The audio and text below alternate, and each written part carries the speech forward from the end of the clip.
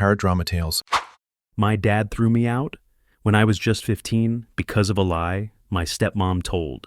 16 years later, he showed up at my door, not to say sorry, but to ask for my house, for my sister. What I said next, it shattered everything they thought they knew. They say kids are resilient, but no one tells you how to survive when the person tearing you down is the one who's supposed to lift you up. My stepmom, Beth, she came into my life when I was just 7, all smiles and store-bought cookies, calling me sweetheart like she meant it. And for a while, I believed her. I wanted to. After losing my mom to cancer at 4, I clung to anything that looked like family. But Beth wasn't there to be a mother. She was building her own kingdom, one where I didn't belong. After she had my half-sister Jenny, everything shifted. Suddenly, I was the outsider in my own home.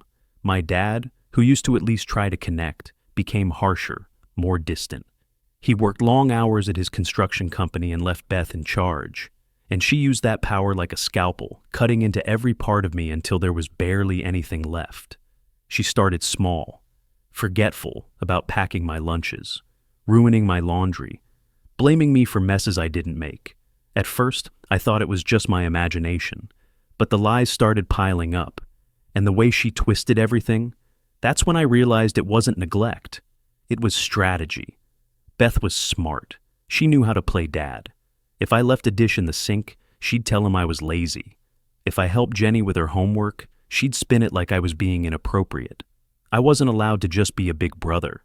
I was a threat. And Dad bought into every word. Looking back, I wonder if he was always waiting for a reason to be disappointed in me. Maybe Beth just gave him one. She'd whisper in his ear, build this picture of me as a troubled kid, ungrateful, angry, unstable. And then he'd come at me with his fists clenched and that same tired line. Why can't you be more like Jenny? What he didn't know was that Beth was keeping her own secret. A secret I stumbled onto one afternoon in the park. The kiss, the phone calls, the whispers about paternity. But the truth didn't save me. It condemned me. Beth knew I'd seen something. She didn't confront me. She prepared her defense. She made sure Dad saw me not just as a failure, but as a danger. And when the moment came, she didn't flinch. She made her move. One accusation, no evidence, just tears and a trembling voice. And just like that, my dad threw me out with nothing but a trash bag full of clothes and a house key I'd never use again. It happened so fast, it didn't feel real. One day I was just surviving high school, dragging myself through classes with a brain full of fog and a heart that had stopped expecting anything good. The next, I was being accused of something so vile I couldn't even say the words out loud. Beth didn't just lie. She detonated a bomb and painted me as the monster. I was 15. I walked into the house after school and saw the police cars. Beth was on the couch, putting on the kind of performance that would win an Oscar. Tears, shaking hands, this high-pitched whispery voice saying I'd done something to Jenny, my baby sister, the girl I used to help with math and read stories to at night. The girl I loved like only a brother could. They took me to the kitchen. The officer's tone was calm, but his words were barbed wire. She said you touched her, inappropriately. I couldn't breathe. I couldn't even speak. I just kept shaking my head, trying to rewind time, trying to find the second where everything snapped and maybe I could fix it. I told them the truth, that Beth was lying, that she was scared I'd tell my dad about her affair with Mark. But you could see it in their eyes. They'd already made up their minds. The only thing that saved me from getting arrested that night was the lack of evidence. But that didn't matter to my father. He didn't wait for the facts, didn't ask for my side. He just threw a garbage bag at my feet, told me I had 10 minutes to pack and get out, and that if I ever came near Jenny again, he'd kill me himself. I remember standing at the top of the stairs, stuffing whatever I could into that bag with my hands shaking so badly I dropped my Game Boy. When I reached down to grab it, he shouted, "That stays!" I paid for it. I walked past Beth, still fake crying, still holding Jenny like she was the one who needed protecting. And Jenny just looked up at me with this confused, heartbroken face, like she didn't understand why her big brother was being taken away. And I couldn't even say goodbye. That was the last moment I ever stood in that house. The lie didn't just take away my home. It stripped me of my identity, my family, my safety. I walked into the night with $40, a trash bag of clothes, and a heart full of broken trust. And somehow, that was only the beginning. The The first night I slept on the street, I kept thinking my dad would show up. I kept imagining headlights cutting through the dark alley, the car door slamming shut, and his voice, tired, regretful, saying he was sorry, that it was all some big mistake, that he believed me. But morning came. No car, no apology. Just the cold concrete and the ache in my stomach. I was 15, homeless, hungry, and scared in a way I didn't even know how to describe. I found an abandoned warehouse near the train tracks. It wasn't empty. There were already 5 or 6 men living there.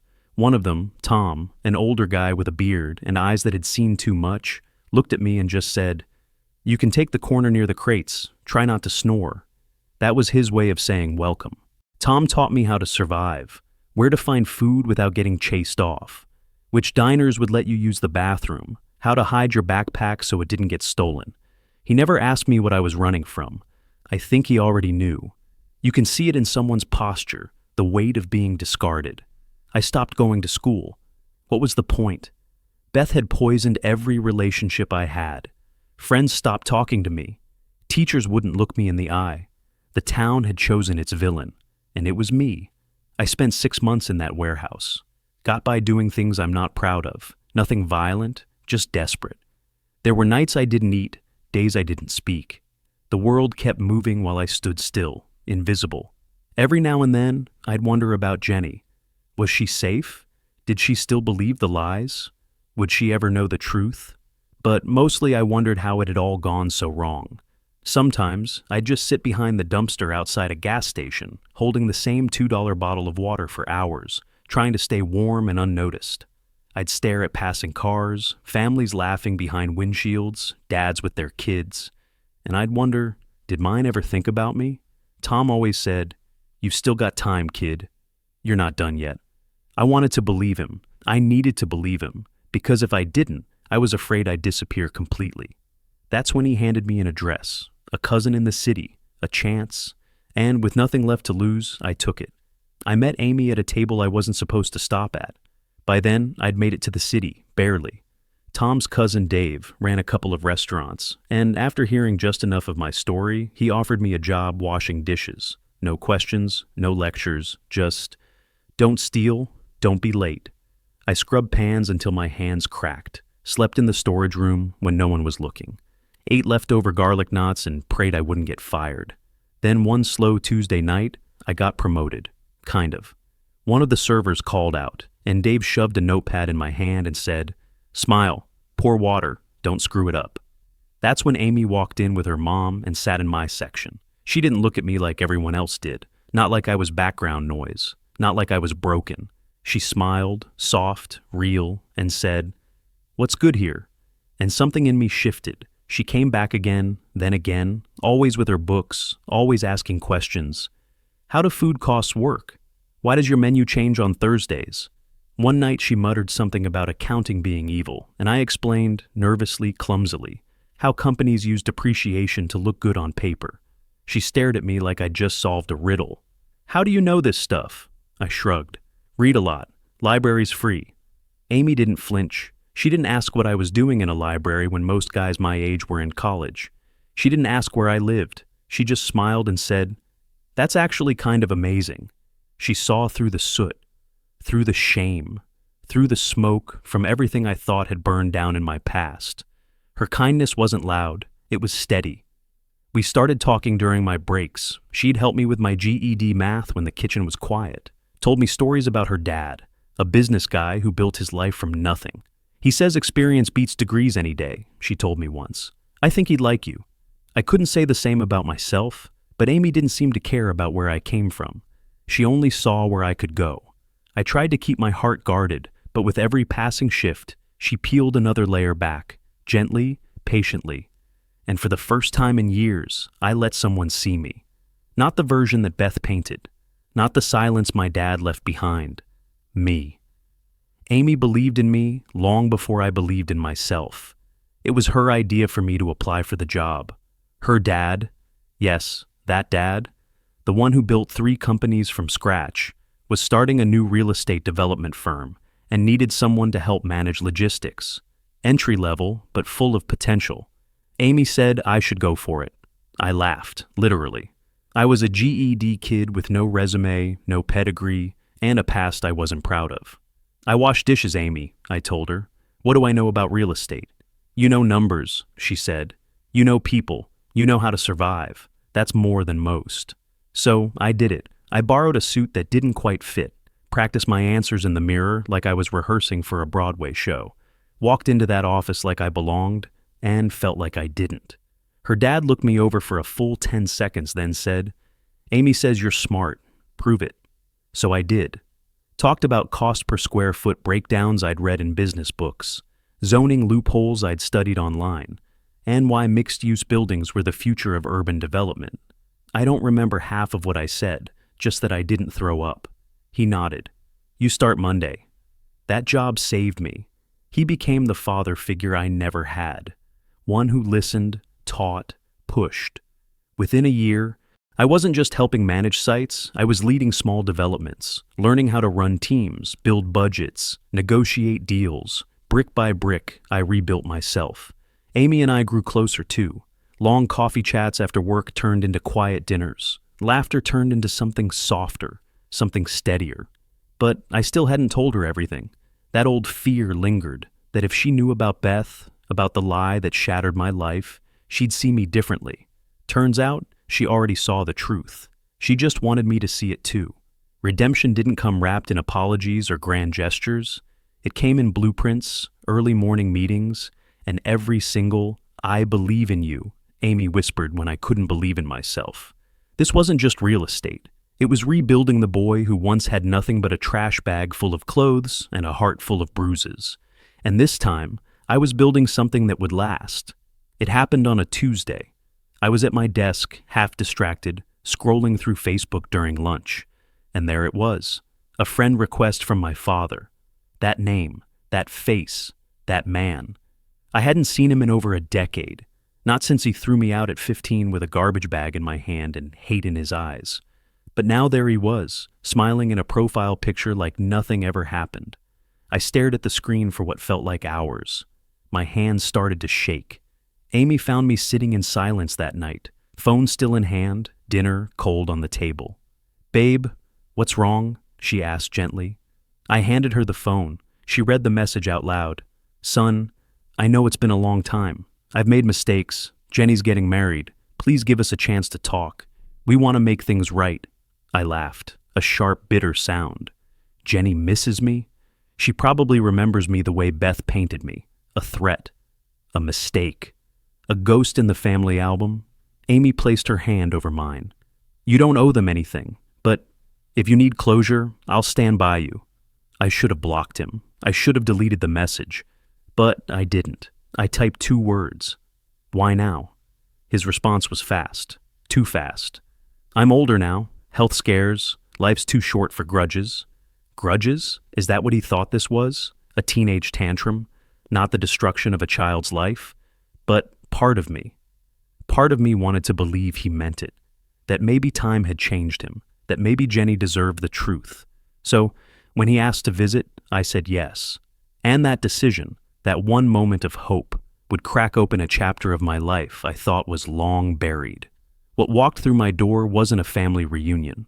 It was a reckoning. Because they weren't here to apologize. They were here to take what I built. And I was finally ready to fight back. They stood in my living room like they still had a place in it. Beth, with that syrupy smile that hadn't aged a day. Jenny, now a woman, walking around like she was taking mental measurements of the house. And Dad, gray, slower, but his eyes? Still scanning for leverage. It started like small talk. Awkward compliments, forced laughter. Then Dad asked to speak with me in private. Led me to my office like he owned the walls. Sat in my chair like he used to in our old house. Back when I was just a mistake he couldn't wait to correct. Your sister's starting a family, he said, voice full of fake warmth. And this house, 5 bedrooms, big backyard. This could give her the start she deserves. I thought I misheard him. You're asking me to give them my house? Not give, he said quickly like that softened the audacity. Sell. Discounted, of course. You're doing well now. You could buy another.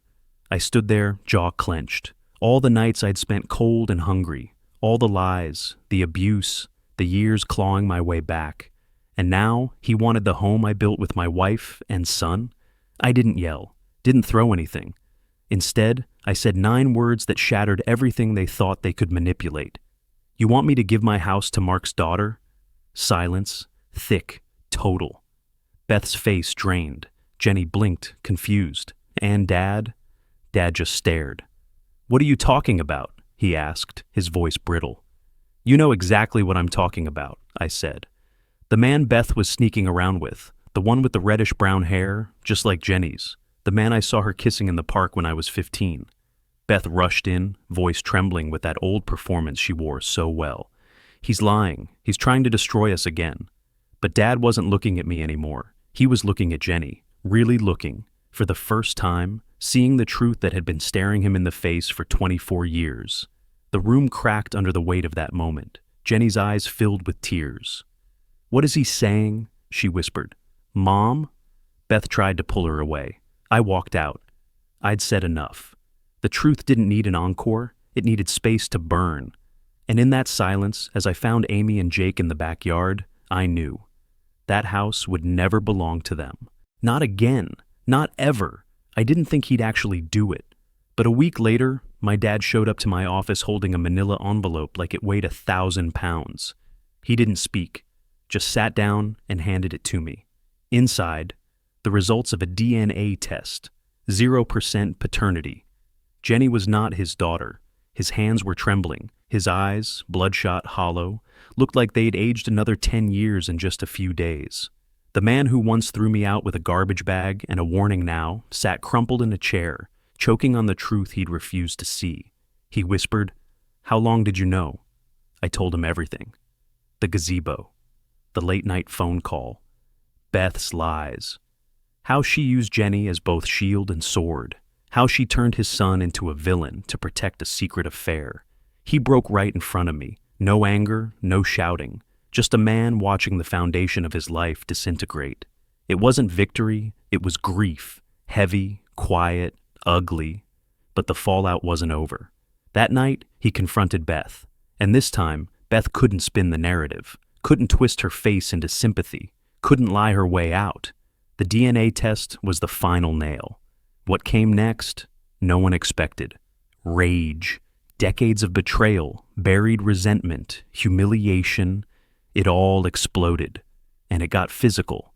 My father, a man who had once been so tightly wound he wouldn't even raise his voice in public, snapped. He put Beth in the hospital. 3 fractured vertebrae, internal bruising. The ER staff called the police before she even finished the intake paperwork. Jenny was the one who made the 911 call, said she'd never seen him like that. Dad got arrested, no resisting, just sat on the porch and waited. They gave him 3 years. Could have been worse, but he was almost 60 with no prior record. Still, prison is prison. Beth ended up in rehab. Turns out she'd been abusing pain pills for years, even before the beating. Jenny moved in with her aunt. The wedding, canceled. Her fiancé bailed the moment the family drama turned into headlines. And Jenny was left in pieces. She texted me at 3 a.m. last week, long, rambling messages about identity, shame, and the face she couldn't bear to see in the mirror anymore. Mark's face, her real father, and I didn't respond. Because sometimes, when the past finally detonates, the best thing you can do is walk away before the dust buries you too. I stood in the nursery last night, watching the soft pink light of the moon spill across the wall where Amy had painted little stars. Our son was asleep down the hall. Amy's belly was round with our daughter, our future, and the house was quiet, safe. That word means something different now, because this house, the one they tried to take from me, was never just walls and a roof. It was proof that I survived, that the boy they threw away didn't vanish. He built something, brick by brick, trust by trust. And yet, some wounds don't heal the way you hope they will. My father is in prison, Beth's in rehab. Jenny, lost in a story she didn't write but has to carry every day. I can't save her, I've tried. But I have my own family now, my own heartbeat to protect. Still, there are nights when I wonder, if I'd said something sooner, would it have changed anything? But that kind of thinking is its own prison. So, I choose today, this house, my family. The quiet victories no one sees. Rocking Jake to sleep. Holding Amy's hand at the OB appointment. Choosing silence instead of vengeance. If you're watching this, wondering if justice ever comes, here's the truth. Justice isn't always loud. It doesn't always look like revenge. Sometimes it's just a locked door they'll never walk through again. And sometimes that's enough. Subscribe if you believe healing is messy, but still worth the fight.